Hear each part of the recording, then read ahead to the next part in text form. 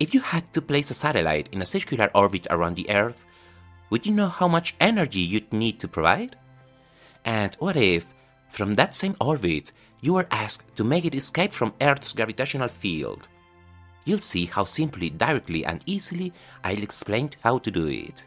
Today, you are going to be amazed by mechanical energy.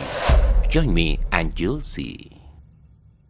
Today, when we have just started a new year, 2025, in which I want to wish you the best, I want to give you another gravitational field problem in order to help you to reinforce the concept of mechanical energy.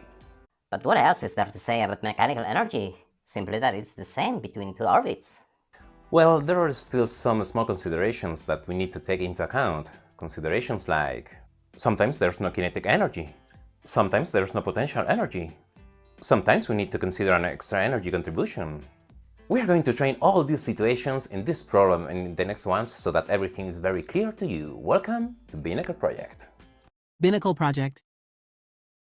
As always, let's read together the statement. It says, a satellite with a mass of 400 kilograms orbits the Earth in a circular orbit at an altitude of 15,000 kilometers. Be careful because the height is given not in meters but in kilometers. Calculate, Section A, the energy required to place the satellite into orbit from the surface of the Earth and its orbital period. Section B, the minimum energy that must be supplied for the satellite to escape Earth's gravitational pull from its current orbit. And they are giving us as data the universal gravitational constant and the mass of the Earth and the radius of the Earth.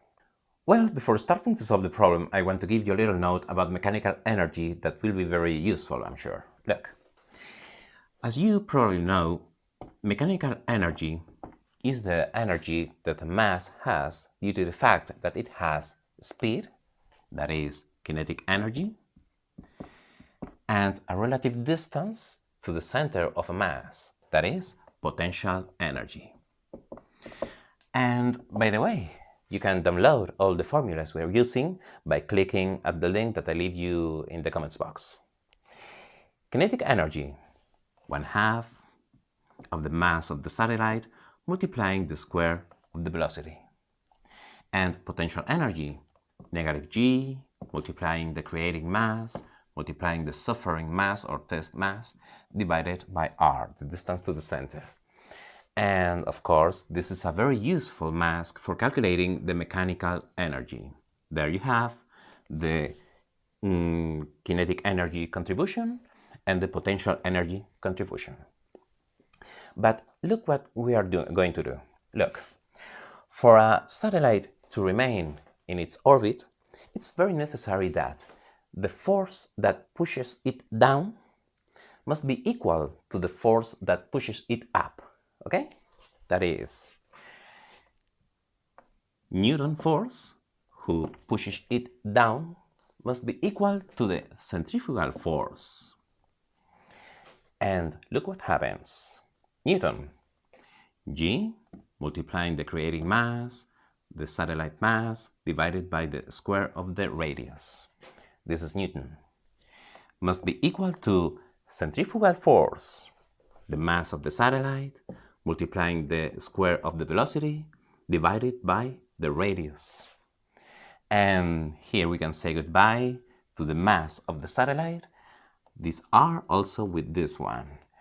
And we are using this mask for the square of the velocity here. And look what happens. So let's rewrite the formula for mechanical energy using this consideration. Look, 1/2 of the mass of the satellite multiplying the square of the velocity, but the square of the velocity is g m divided by r minus g m also divided by r. And here you can see another mask for calculating the mechanical energy in which the velocity doesn't appear. Whenever you need to calculate the mechanical energy of a satellite and you don't have the velocity of it, you can use this mark, okay? That's the power of this formula, that we don't need the velocity of the satellite. Now it's just a question of reorganizing it. We can put it all on denominator 2r. 2r, the common denominator will be 2r. And now we are doing 2r divided by 2r equals 1.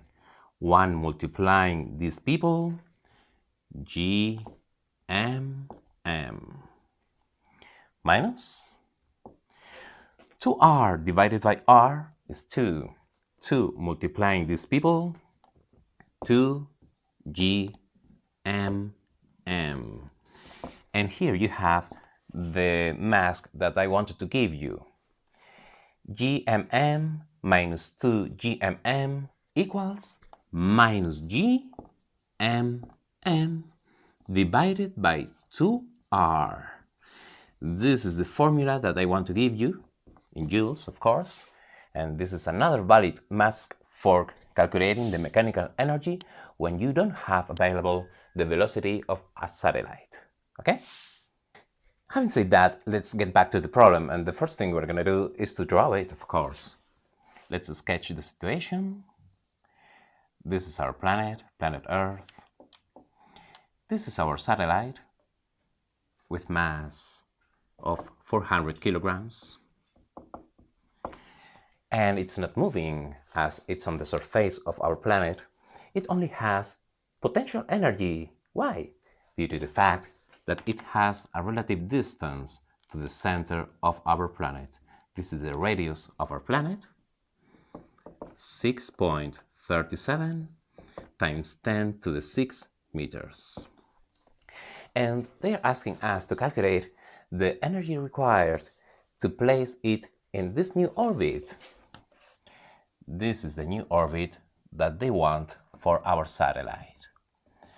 An orbit that is at 15,000 kilometers from the surface. But be careful because it is given in kilometers and we need to convert it into meters by multiplying by 1,000. That is 15 times 10 to the 6 meters. Be careful with the units. And of course, by adding these two distances, we will be obtaining the radius, the turning radius. Let's call it situation A. This is the situation A where we have our satellite on the surface of our planet. And situation B where we have it already moving at that orbit. So, any ideas on how to proceed? Now, like always, please stop the video and try to think about the situation. Try to do it yourself. And don't worry at all because I will write the minute of the solution in the comments box. But this is the argument that I'm using. Look, the mechanical energy our satellite has at position A plus this energy. This is the required energy that they are asking us to calculate in order to place our satellite at point B. Mechanical energy at B. Do you agree? If so, let's continue. Mechanical energy at A must be kinetic energy at point A plus potential energy at the same point. But what about kinetic energy at A? As it is on the surface of our planet and is not moving, kinetic energy must be equal to 0. Okay? Potential energy plus this energy supply that we are asked to calculate. And mechanical energy at point B.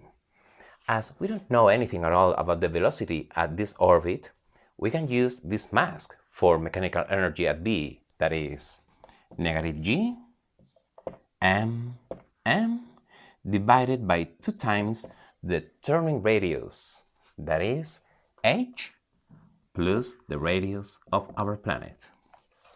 And finally, let's use the proper mask for potential energy at A, that is negative G m divided by the turning radius of the Earth. And from here we can solve for the energy required. The energy required will be negative G m divided by 2 times the turning radius at orbit B plus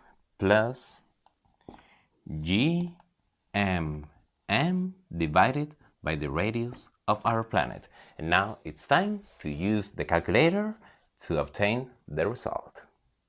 If you did it carefully, hope you obtained 2.13 times 10 to the 10th joules, of course.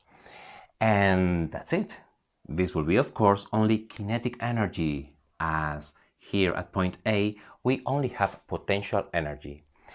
This energy must be kinetic energy in the form of speed, in the form of velocity. By the way, if you want to know the velocity required to place our satellite in this other orbit, you just have to equate our energy to 1/2 of the mass of the satellite multiplying the square of the speed.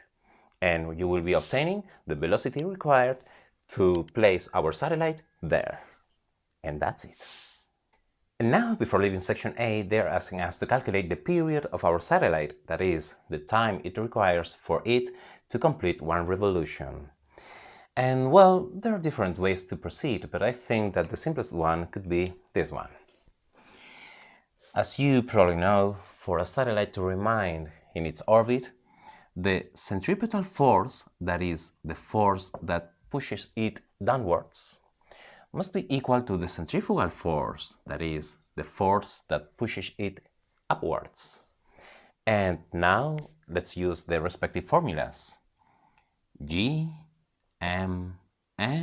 divided by the distance squared, the turning radius squared, must be equal to the mass of the satellite, the speed of the velocity, divided by the radius. And as always, goodbye to the mass of the satellite, goodbye to one turning radius. And as you can see here, the period doesn't appear still. But what about if we use this mask for the velocity? The velocity is defined as the space traveled divided by the time taken. And let's use this consideration for one revolution. The space traveled in one revolution the length of this circumference, that is 2 pi times the turning radius. I'm using h plus the radius of the planet, divided by the time taken, that is, of course, the period. Now it's time to use this mask for the velocity here. Look. Gm divided by the turning radius, that is, h plus the radius of our planet, must be equal to the square of the velocity, that is, all these terms but squared. 4 pi squared multiplying h plus the radius of our planet also squared, divided by the period also squared. Now we can do cross product, that is, gm period of our satellite squared must be equal to 4p squared times h plus the radius of our planet cubed, okay? And there comes the solution for the period. Our period will be careful, because as it is squared, we must apply square root. 4p squared h plus the radius of our planet cubed divided by gm, g times m, and a square root. And now it's time to use the calculator. If you did it carefully, I hope you obtained 3.11 times 10 to the 4th seconds. And well, by dividing by 3,600, you obtain 8.64 hours. And don't forget what we've done. We just equate the centripetal force, that is Newton, to the centrifugal force. And by replacing the velocity by this mask, we can make the period appear. And by the way, here we have Kepler. Can you remember the third law of Kepler? The period squared divided by the turning radius cubed the turning radius cubed is constant, 4 pi squared divided by gm. This is the Kepler's constant. Binnacle Project. And finally, let's finish this problem by solving section B, where it says, calculate the minimum energy that must be supplied for the satellite to escape Earth's gravitational pull from its current orbit. That is, they're asking us to calculate this energy. The energy that we must supply to our satellite to escape from the planet. Let's say that this will be position C. In this position, our satellite won't feel the presence of planet Earth. So what can we do? Well, let me say if you agree with this argument. Mechanical energy at orbit B plus this new energy that we are applying must be equal to the mechanical energy at section at orbit C, right? What about the mechanical energy at orbit B? As we know the turning radius, we can apply this mask. Negative g multiplying m divided by 2 times the turning radius, that is h plus the radius of the Earth, plus the energy that we were asked to calculate, must be equal to the mechanical energy at C. The potential energy at point C must be 0, as our satellite doesn't feel the presence of our planet. And the kinetic energy at this orbit must also be 0 in order for it to be minimal applied energy. Okay? So as the potential energy must be 0 and the kinetic energy must also be 0, the mechanical energy, when you don't want to our satellite feel the presence of our planet, must be 0. And here we can solve for E. Never forget the situation whenever you are asked to calculate the energy that you must apply to a satellite to escape from the gravitational field of our planet. The mechanical energy at the infinite must be 0. And here we can solve for the energy just by translating all this term to the right in the form of g m divided by 2 times the turning radius. And we can do it together by using the calculator. 6.67 times 10 to the negative 11, multiplying the mass of the planet, 5.97 times 10 to the 24, multiplying the mass of the satellite, 400 kilograms, divided by 2 times the turning radius, 15 times 10 to the 6th, plus the radius of our planet, 6.37 times 10 to the 6th. And it will give you 3.73 times 10 to the 1, 2, 3, 4, 5, 6, 7, 8, 9 joules. And that's it. Mechanical energy is something that you need to master whenever you are solving gravitational field problems, but don't worry, because even though it may seem a bit complicated, it may seem a bit tedious, just by practicing you can master this part of physics. For my part, it's been a very big pleasure to be here with you, and see you in the next video. Bye! And now, watch a theory video if you think you've gotten lost in some aspects, or skip to the next exercise to continue climbing. And as always, like, turn on notifications and comment. See you soon!